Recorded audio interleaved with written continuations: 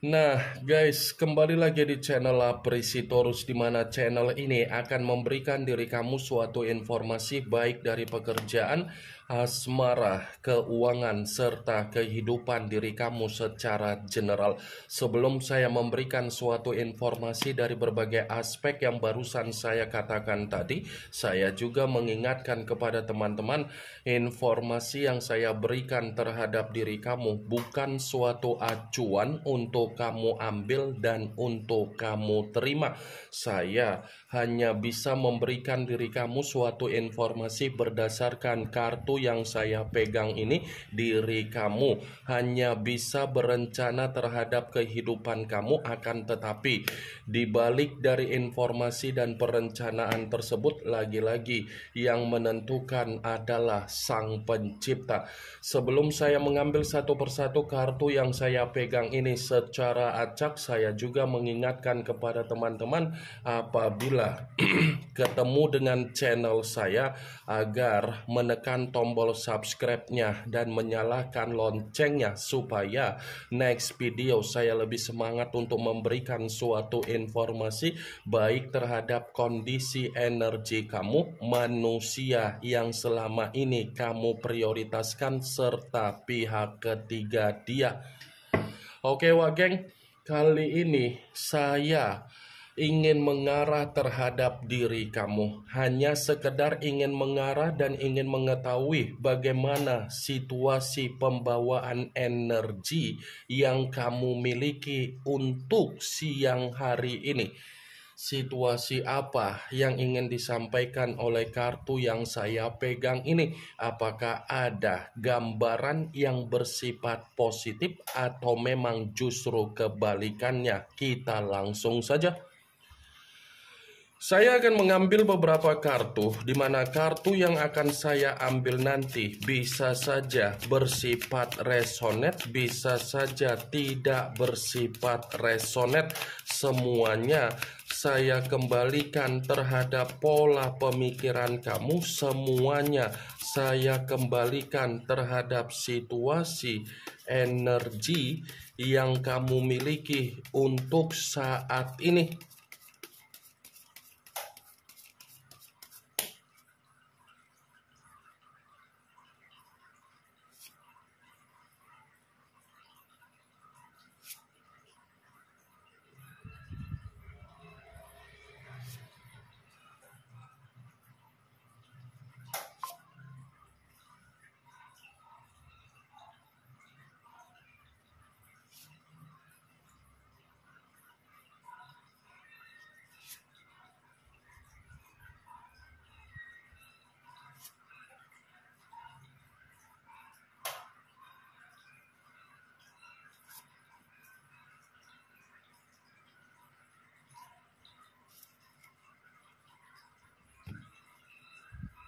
Nah guys, di depan saya ini sudah ada beberapa kartu yang sudah saya ambil secara acak satu persatu dari tumpukan kartu yang saya pegang tadi. Apakah kartu yang ada di depan saya ini akan memberikan suatu gambaran yang bersifat positif atau memang justru kebalikannya? Kita langsung saja. Muncul kartu ini. Sekali lagi saya mengatakan muncul kartu yang saya pegang ini, di mana kemunculan kartu yang saya pegang ini seperti memberikan suatu isyarat atau gambaran, tetapi gambaran yang ingin saya sampaikan terhadap diri kamu, saya kembali untuk mengingatkan dan meminta tolong terhadap diri kamu. Kendalikan apa yang tersimpan di dalam pemikiran kamu. Ya, saya hanya bisa meminta tolong terhadap diri kamu. Kendalikan apa yang tersimpan di dalam pemikiran kamu, dan apa yang tersimpan di dalam pemikiran kamu bukan berarti mengharuskan diri kamu bersifat kacau, bersifat kecewa, dan bersifat penuh lamunan. Kartu pertama yang saya pegang ini adalah kartu The Emperor. yang dimana kemunculan kartu ini mengarah terhadap unsur api berlambangkan 3 zodiak, Aries, Leo, dan Sagittarius. Kalau seandainya saya mencoba untuk mengesampingkan ketiga zodiak yang barusan saya katakan tadi, coba kesampingkan dulu apa yang tersimpan di dalam pemikiran kamu, dan kamu pun harus menikmati apa yang seharusnya kamu nikmati secara kehidupan kamu. Saya akuin memang sulit untuk mengikhlaskan apa yang tersimpan di dalam pemikiran kamu. Tetapi jangan sampai apa yang tersimpan di dalam pemikiran kamu itu mengharuskan diri kamu merasa terbebani, mengharuskan diri kamu bersifat runtuh, dan mengharuskan diri kamu tidak bisa menikmati kehidupan kamu. Kendalikan wageng. Kamu pun butuh kebahagiaan, kamu pun butuh ketenangan, kamu pun butuh kenyamanan. Kalau kamu terus-menerus memikirkan apa yang tersimpan di dalam pemikiran kamu, mau sampai kapan kamu itu seperti hal tersebut?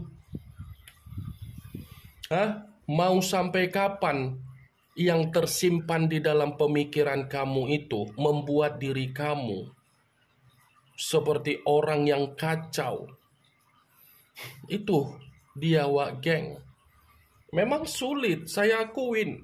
Tetapi setidaknya kamu pun harus bisa mengesampingkan. Sebagai salah satu contoh, kalau saya katakan apa yang tersimpan di dalam pemikiran kamu, mungkin itu ada kaitannya secara perjalanan komitmen kamu, dan mungkin itu ada kaitannya secara keuangan kamu, dan mungkin itu ada kaitannya secara pekerjaan kamu, dan mungkin itu ada kaitannya secara bisnis atau usaha kamu. Kalau saya katakan sebagai perjalanan komitmen, mungkin itu adalah faktor terbesarnya. Kan? Perjalanan komitmen kamu faktor terbesar dalam arti apa? Orang yang dipertemukan terhadap diri kamu seperti lebih mendominasi untuk mengendalikan kamu. Orang yang dipertemukan terhadap diri kamu secara komitmen bukannya memberikan apa yang menjadi kewajiban, tetapi menuntut apa yang menjadi hak agar kamu memberikan hak dia. Orang yang dipertemukan terhadap diri kamu secara komitmen bukannya membimbing diri kamu, tetapi memaksa diri kamu agar kamu membimbing. Orang yang dipertemukan terhadap diri kamu secara komitmen ternyata bukannya memiliki kedewasaan secara tindakan, tetapi seperti kekanak-kanakan ketika bersama dengan diri kamu. Ini kartu pertama, The Emperor, raja di atas raja. Kamu mengharapkan seorang raja bisa mengayomi diri kamu? Tidak mungkin.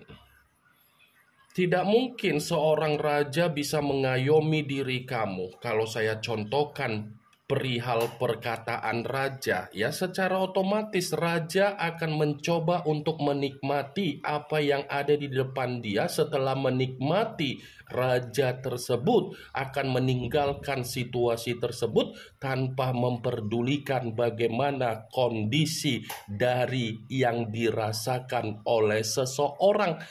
Seperti itulah kondisi kamu. Dia tidak memperdulikan apa yang menjadi kondisi kamu. Yang dia pedulikan bagaimana hak.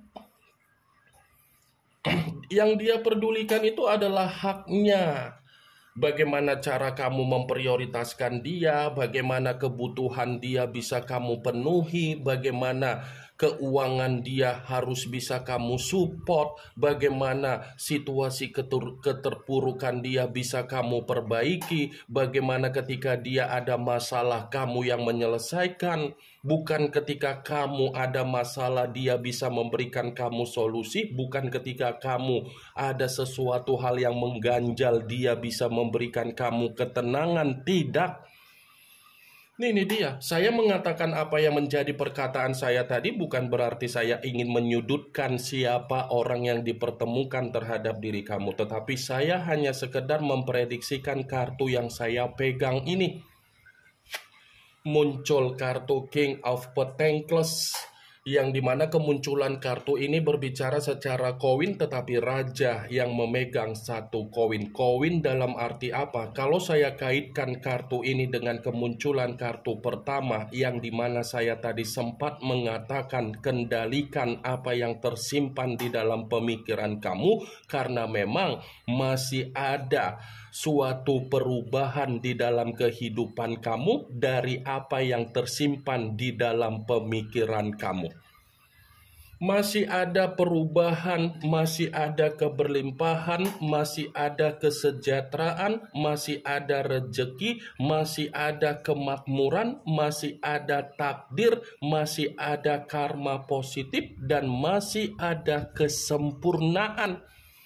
Itu yang menjadi alasan saya kenapa saya tadi mengatakan kendalikan, sekalipun yang tersimpan di dalam pemikiran kamu bersifat beban. Bukan berarti beban yang tersimpan di dalam pemikiran kamu tidak mendapatkan apa yang menjadi solusi, masih akan mendapatkan apa yang menjadi solusi.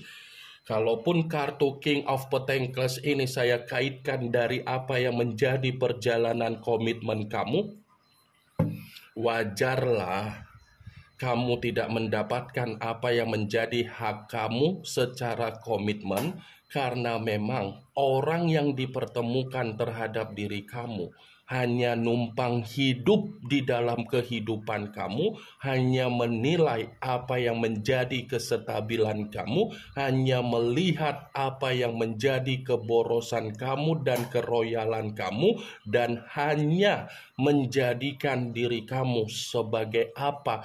ATM berjalan dan donatur. Muncul kartu Queen of Pentacles. Lagi-lagi kartu koin yang berbicara, tetapi ratu yang memegang satu koin. Queen of Pentacles ini tidak berbeda jauh dari kemunculan kartu kedua. Tidak berbeda jauh dari kemunculan kartu King of Pentacles, tetapi seperti ingin mengatakan terhadap diri kamu, kesabaran kamu dari apa yang sedang kamu pikul itu masih akan memberikan suatu jawaban untuk bisa kamu nikmati secara ketenangan kamu. Tetapi ini bersifat apa? Keuangan ini bersifat apa? Derajat ini bersifat apa? Keberuntungan.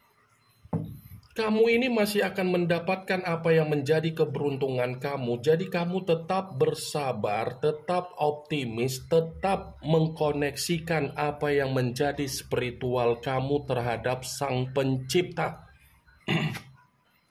Muncul kartu Three of Swords, yang dimana kemunculan kartu ini berbicara secara pedang, tetapi pedang tersebut terdiri dari 3 pedang. Kalau seandainya saya mencoba untuk menarik satu pedang dari ketiga pedang tersebut, apa yang menjadi duka kamu, tangisan kamu, ketidakbahagiaan kamu, kesedihan kamu, kekecewaan kamu, kegagalan kamu, itu hanya bersifat sementara waktu saja, Wak Geng.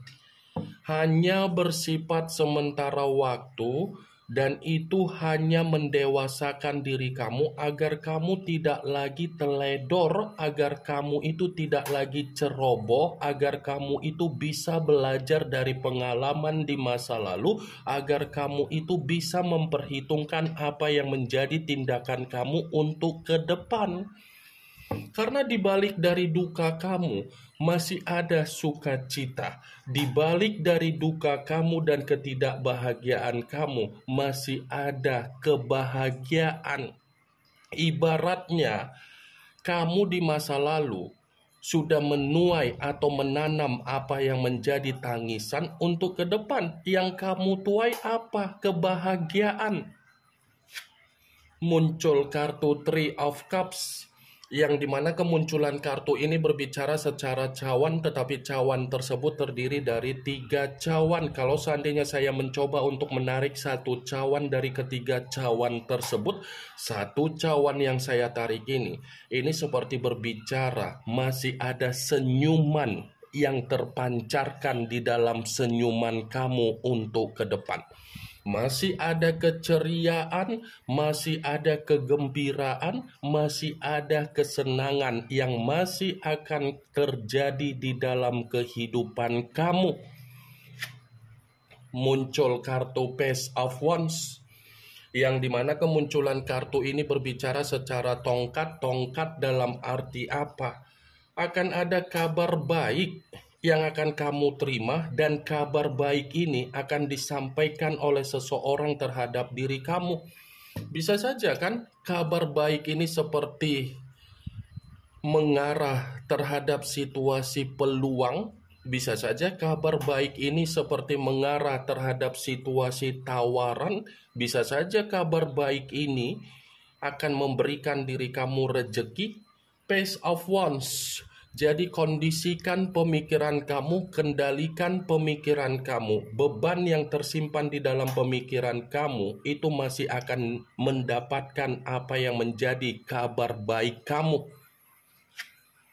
Muncul kartu The Chariot, yang dimana kemunculan kartu ini mengarah terhadap unsur air, berlambangkan 3 zodiak, Pisces, Cancer, dan Scorpio. Kalau seandainya saya mencoba untuk mengesampingkan ketiga zodiak yang barusan saya katakan tadi, ini seperti mengingatkan diri kamu, tetapi dari perjalanan komitmen kamu agar kamu bisa bangkit dari situasi tersebut. Kamu harus bisa move on. Sadar atau tidak sadar, keputusan untuk diri kamu itu tergantung bagaimana pemikiran kamu untuk menyikapi dari hasil perjalanan komitmen kamu.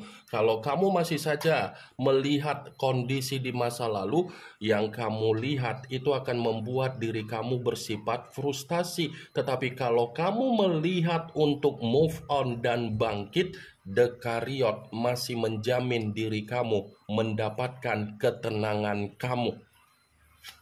Muncul kartu The Fool, yang dimana kemunculan kartu ini selalu saya katakan sebagai kartu yang memiliki banyak arti, tetapi yang ingin saya sampaikan terhadap diri kamu, mulailah pergerakan di dalam kehidupan kamu. Perencanaan apapun yang ingin kamu mulai, eksekusikan saja perencanaan tersebut, di mana kamu masih akan menerima apa yang menjadi kemurnian di dalam perencanaan tersebut.